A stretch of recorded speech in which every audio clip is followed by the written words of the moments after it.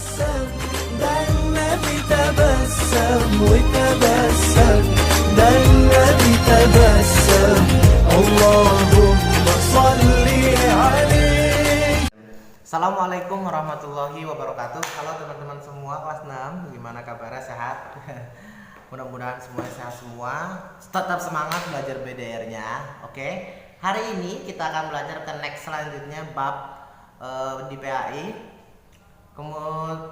Kamu tahu gak sih Asmaul Husna itu ada berapa? Nah, Asmaul Husna itu kan yang kita tahu itu ada 99. Nah, hari ini kita akan bahas, tapi nggak 99, tapi ada berapa ya? 4 lah, mudah-mudahan ya. Kemarin teman-teman udah baca semuanya kan? Nah, pertama kita akan bahas tentang as-somad. Apa sih as-somad itu? As-somad adalah Allah itu tempat kita bergantung. Maksudnya apa, Ustaz? Maksudnya adalah sesuatu apapun itu bentuknya, masalah kita ingin belajar, kita ingin jadi anak yang cerdas, tempat bergantungnya adanya Allah. Berdoanya kepada Allah, bukan berdoa kepada cincin, berdoa pakai jimat, berdoanya dengan patung, bukan, itu musyrik. Tapi Allah tempatnya bergantung. Segala sesuatu punya masalah, punya ujian, punya cobaan, Allah tempat kita bergantung, bukan tempat mana lagi, bukan orang lain tempat kita bergantung. Kita tergantung sama orang tua kita juga tidak bisa, tapi kita bergantunglah sama Allah. Siapa yang punya handphone baru, bergantungnya sama Allah. Sholat yang benar, duhanya kencengin, tahajudnya kencengin, baca Qurannya kencengin, insya Allah Allah akan kabulin. Udu'uni fastajib lakum, doa sama saya, bahasanya gitu, doa ntar akan diijabah, begitu ya. As-somad adalah tempatnya bergantung, bukan orang lain, bukan teman kita tempat bergantung. Apalagi teman, bukan, kita bergantung nih. Ntar kan kalau ujian aku nih bisa nyontek sama si A, sama ini, itu tempat. Nah, maksudnya itu bergantung kayak begitu. Nah, itu dia, nggak boleh. Tapi kita bergantung sama Allah. Ya Allah, aku bergantung padamu.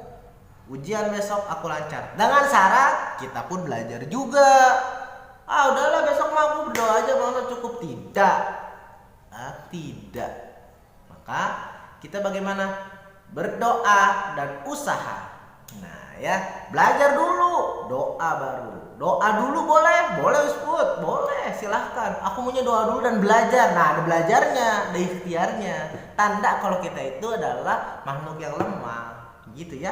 Aku mau doa aja lah Ustaz, aku nggak mau belajar, kan udah bergantung sama Allah. Iya, bergantung. Contoh begini, kalau kita punya sepeda, kita bergantung sama Allah gimana? Kunci dulu sepedanya, ya kan? Kunci dulu, kunci gembok, barulah bergantung lah sama Allah.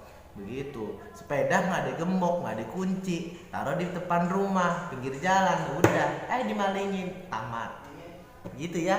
Jadi logikanya kayak begitu. Kita kalau mau makan nih, pengen makan, logikanya gitu. Kita pengen makan, aku bergantung sama Allah, berdoa aja sama Allah, dapat sih ntar. Emang kamu siapa, sufi?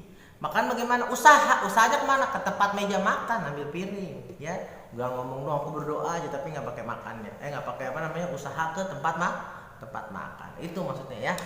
Ikhtiar dan berdoa, khususnya untuk Allah, kepada Allah. Itulah as-somad, tempat kita bergantung. Yang kedua adalah al-muqtadir. Al-muqtadir adalah Allah berkuasa. Allah itu maha kuasa, berkuasa semua seluruh alam. Dari makhluk yang terlihat dan tidak terlihat. Emang ada Ustaz? Ada. Jin, iblis, itu tidak terlihat. Surga, neraka tak terlihat, makhluk gaib. Apalagi yang terlihat. Semuanya Allah berkuasa. Allah merubah siang dan malam. Allah jadikan mata bumi itu berputar. Allah jadikan musim hujan, musim panas. Kita nggak ada ya di Rawadinep, musim salju nggak ada ya, nggak kedapatan jatah. Ya kalau di musim salju ada, insya Allah tukang seblak laku. Seblak ada di musim salju.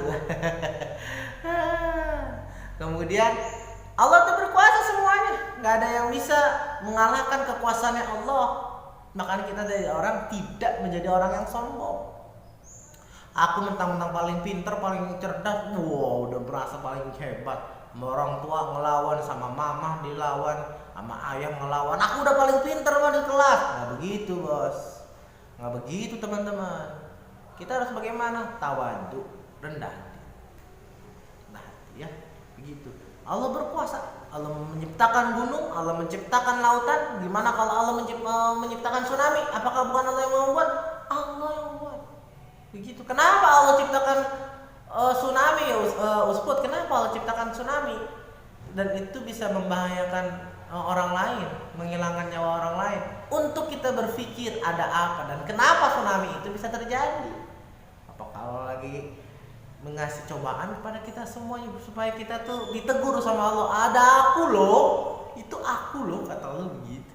Ya, Al-Muqtadir adalah Maha berkuasa. Kedua, Al-Muqaddim.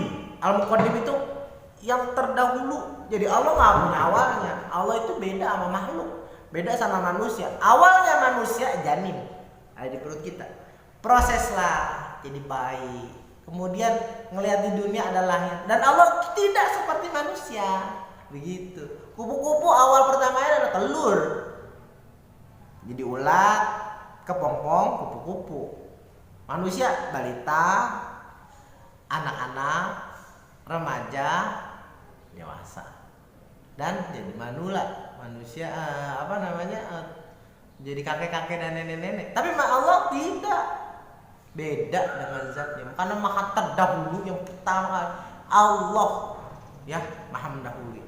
Yang ketiga, yang terakhir, keempat adalah Al-Baqi. Al-Baqi adalah Allah itu kekal. Allah itu kekal, tidak meninggal dunia dan tidak akan hilang Allah itu. Dan jangan pernah samakan Allah dengan manusia.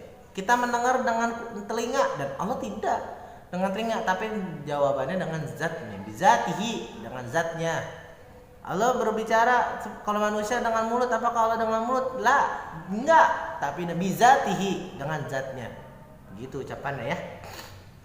Allah itu kekal. Ketika nanti udah hari kiamat, ada gunung meletus, laut naik, air laut, matahari berbenturan dengan planet lain dan termasuk bumi. Apakah Allah meninggal dunia? Tidak. Makanya Allah Al-Baqi, Allah tidak akan hancur dan Allah itu kekal. Lalu bagaimana sebagai kita? Bagaimana kita menyikapi dengan Allah itu As-Somad, Al-Muqtadir, Al-Muqaddim, kemudian Al-Baqi? Pertama adalah kita selalu berdoa hanya kepada Allah. Ya.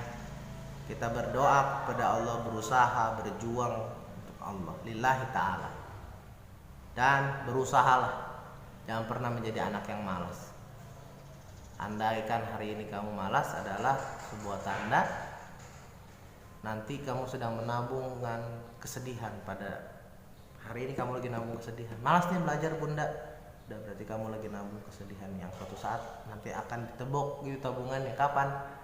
Tua nanti. Apa artinya penyesalan? Alhamdulillah Ustaz bisa bertemu dengan teman-teman yang Masya Allah pengen nangis, ya pengen gitu, cuman gimana kita bantu. Pak Ustadz pengen nyari kerjaan, cuman aku ijazah cuman sampai SD kelas 2. Bayangin teman-teman, ya, jangan sampai nauzubillah. Teman-teman yang hebat di kelas 6 itu nggak ada yang kayak begitu. Rajin belajar, rajin berjuang, rajin berusaha, rajin berdoa, dan rajin taat sama orang tua. Ya, jangan sampai kita ngelawan sama orang tua. Sholat cakep, belajar cakep, ngelawan sama orang tua nggak ada cerita, sama aja bohong, ya. Jangan sampai mama, bunda, ayah, papa di rumah sebagai lahan kita mendekat kepada Allah. Mama marah, sama juga kita lagi nantangin Allah buat kayak gimana? Nantangin Allah tuh buat hidup kita tuh nggak diridhoi oleh Allah Subhanahu Wa Taala. Ridho Allah, ridho Allah, ridhonya Allah di tangan ridho orang tua. Murkanya Allah di tangan murkanya orang tua. Orang tua kesel, Allah pun kesel. Bayangin, ya. Itu dari Usput, mudah-mudahan bermanfaat. Tetap semangat teman-teman. Banyak yang nanya yang giveaway. Ada giveaway ke bulan ini Usput? Ada. Oke. Tunggu aja hadiahnya sudah Usput siapin. Siap komen doa di bawah ini, ya. Jangan lupa komen doanya di bawah ini. Kemudian di like. Oke, kelas 6 semuanya berkah selalu, sehat selalu. Bye bye.